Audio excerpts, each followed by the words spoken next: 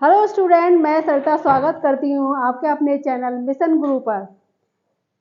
आज हम हिंदी विषय के अंतर्गत सर्वनाम के विषय में चर्चा करेंगे। यहाँ से सभी प्रतियोगी परीक्षाओं में प्रश्न पूछे जाते हैं। चलिए चलते हैं आगे। सर्वनाम। सर्वनाम की परिभाषा: संज्ञा के स्थान पर प्रयुक्त होने वाले शब्द सर्वनाम कहलाते हैं। आगे हैं, ये किसी भी संज्ञा के स्थान पर प्रयुक्त किए जा सकते हैं, इसीलिए हर भाषा में इनकी संख्या बहुत थोड़ी होती है।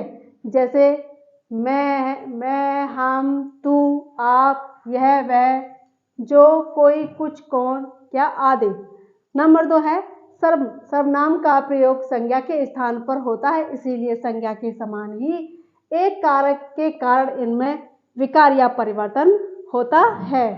जैसे हमने, आपको, हमसे, मैंने, मुझको, मुझसे आदि। इसे भी संज्ञा की तरह एक वचन या बहुवचन का रूप दिया जा सकता है। नंबर 3 है संज्ञा के समान इनके साथ संबोधन का प्रयोग नहीं किया जा सकता। नंबर 4 सर्वनाम दो शब्दों का योग करके बनता है सर्व प्लस नाम। इसका यह अर्थ है कि जो नाम शब्द के स्थान पर उपयुक्त होता है उसे सर्वनाम कहते हैं। उदाहरण के लिए, वह मोहन है या वह राम है। जो संज्ञा के स्थान पर जो शब्द हम यूज करते हैं उसे हम क्या कहते हैं? सर्वनाम। सर्वनाम। इस वाक्य में शब्द वह जो है हमारा क्या है? सर्वनाम है, जो व्यक्ति के नाम की जगह मौजूद है। सर्वनाम का यूज हम क्यों करते हैं? सर्वनाम का मतलब क्या होता है?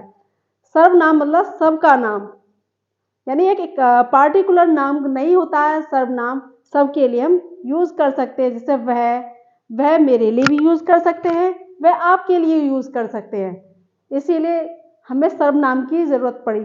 संज्ञा क्या होती है? संज्ञा में हम कोई काम किसी व्यक्ति से कराते हैं तो बार बार हम कोई पार्टिकुलर काम कराने के लिए बार बार उस व्यक्ति का नाम नहीं ले सकते, इसीलिए हमें सर्वनाम की आवश्यकता पड़ी। चलिए आगे चलते हैं हम। सर्वनाम के भेद। सर्वनाम के निम्नलिखित 6 भेद हैं। हिंदी में मूलतः सर्वनाम कितने प्रकार के होते हैं?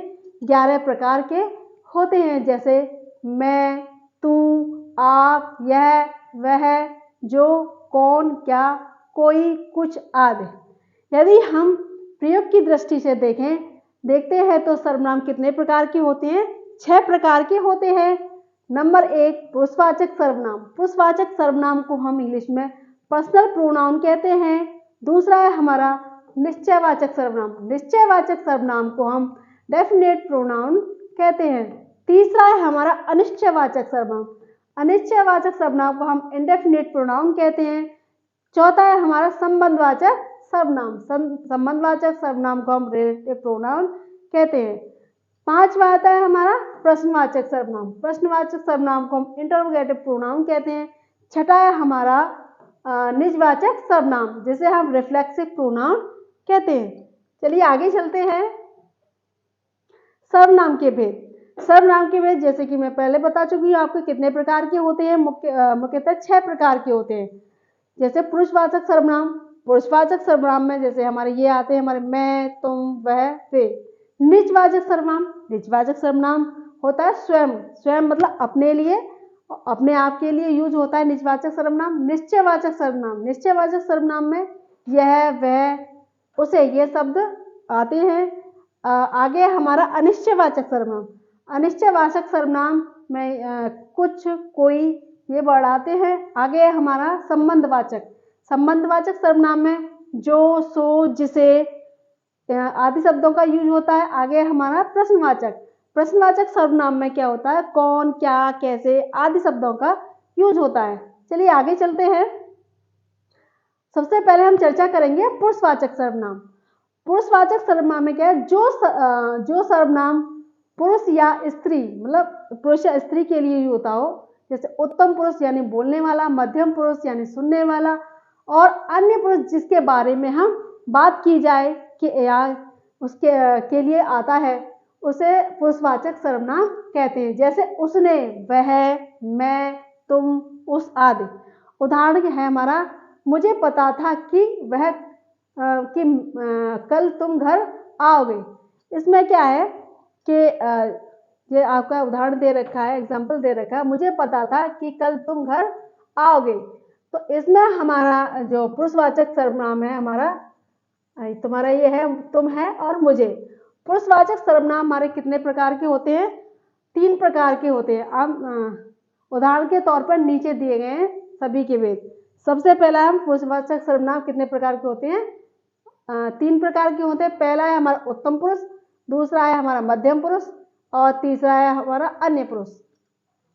उत्तम पुरुष, उत्तम पुरुष में क्या होता है? फर्स्ट पर्सन में क्या है? बोलने वाला या लिखने वाला व्यक्ति अपने लिए जिन सर्वनामों का प्रयोग करता है वे उत्तम सर्वनाम कहलाते हैं। जैसे मैं अपने लिए, उत्तम पुरुष में क्या है? अपने लिए जो यूज होता है, जैसे मैं है, हम सब है, हम लोग आदि, इन सब का यूज हम उत्तम पुरुष में करते हैं। मध्यम पुरुष यानी सेकंड पर्सन जिसे संबोधित करके कुछ कहा जाए या जिससे बातें की जाए या जिसके बारे में कुछ लिखा जाए या उनके नाम के बदले में प्रयुक्त होने वाले सर्वनाम मध्यम पुरुष सर्वनाम कहलाते हैं। जैसे तू है, तुम है, आप है, आप लोग हैं, आप सब लोग हैं।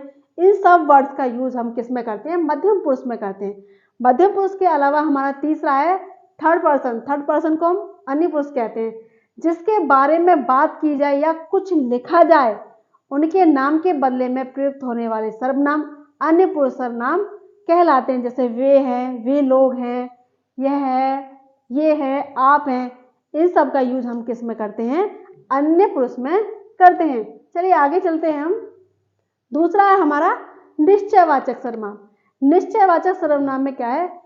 जिस सर्वनाम में पास या दूर किसी व्यक्ति या वस्तु की ओर संकेत का बोध हो वह निश्चयवाचक सर्वनाम कहलाता है। क्योंकि यह संकेत करता है इसीलिए इसे संकेतवाचक सर्वनाम भी कहते हैं। जैसे यह मेरी पेंसिल है, इसमें क्या है? जैसे हम संकेत ही तो हो रहा है, इसमें क्या कहते हैं?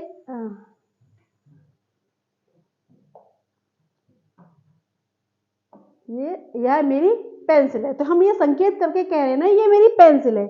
या फिर हम कोई दूर वस्तु चीज रखी हो, हम कहें वह एक चेयर है, तो जिसकी ओर संकेत करके कहा जाए तो हम क्या कहते हैं? हम संकेतवाचक या निश्चयवाचक। निश्चित होता है उसमें कि ये चीज हमको कंफर्म होती है, चेयर है, पेंसिल है या किताब है, तो उसे हम निश्चयवाचक सर्वनाम कहते हैं। यह मीना की ड्रेस है, वह सीता की ड्रेस है। तीसरा हमारा इसमें एग्जाम्पल है, वह घर बहुत दूर है, तो इसे हम ऐसे संकेत करके बताते हैं वह घर बहुत दूर है। निश्चित होता है उसमें ये तो नहीं है कि घर हमको मालूम नहीं है कितनी दूर है कितनी नहीं है, तो एक निश्चित जानकारी और मतलब निश्चित है कि ये चीज ये है। आगे हमारा निश्चयवाचक और पुरुषवाचक सर्वनामों में क्या समानता है और क्या अंतर है। जैसे सीता बाजार गई और उसने पीली फ्रॉक खरीदी। दूसरा है हमारा यह फ्रॉक मेरी है, वह मीना की है। दोनों वाक्य देखने में लग तो एक जैसे लग रहे, लेकिन इसमें देखा है जो पहला वाक्य है इसमें एक ही व्यक्ति के लिए बात कही गई है, जबकि दूसरे वाक्य में जो कि पुरुषवाचक है, लेकिन दूसरा वाक्य में जैसा कि परिभाषा से आपको ज्ञात होता है कि इसमें दूर और पास या संकेत का भाव प्रकट हो रहा है, इसीलिए यह निश्चयवाचक सर्वनाम है। आगे चलते हैं हम। अनिश्चयवाचक सर्वनाम। अनिश्चयवाचक सर्वनाम जैसे कि आपको नाम से ही मालूम हो रहा है, जिस सर्वनाम से किसी निश्चित व्यक्ति या पदार्थ का बोध नहीं होता है। जैसे कि नाम से बिल्कुल आपको कंफर्म हो रहा है कि जिस सर्वनाम से किसी निश्चित व्यक्ति या पदार्थ का बोध नहीं होता है उसे हम क्या कहते हैं? अनिश्चयवाचक सर्वनाम कहते हैं। जैसे बाहर कोई है, हमें क्या मालूम कोई है कि नहीं, बाहर क्या है, तो हमें निश्चित कोई जानकारी नहीं मिल रही है, तो ये क्या है? हमारा अनिश्चयवाचक सर्वनाम हो गया। जैसे मुझे कुछ नहीं मिला, तीसरा है हमारा किसी ने मुझको फोन किया, पता नहीं कौन था। चौथा है कोई दरवाजा बजाकर चला गया। तो सरल शब्दों में कहें तो ऊपर दिए गए वाक्यों में किसी व्यक्ति या वस्तु के बारे में हमें कोई निश्चित जानकारी नहीं मिलती है, नहीं है कि कौन है, क्या लिया है, किसने फोन किया आदि, इसीलिए ये अनिश्चयवाचक सर्वनाम के उदाहरण हैं। जैसे कोई है हमारा, कुछ है, किसी आदि सर्वनाम शब्द आने पर ज्यादातर अनिश्चयवाचक सर्वनाम होता है। आगे चलते हैं हम। आगे आता है हमारा संबंधवाचक सर्वनाम।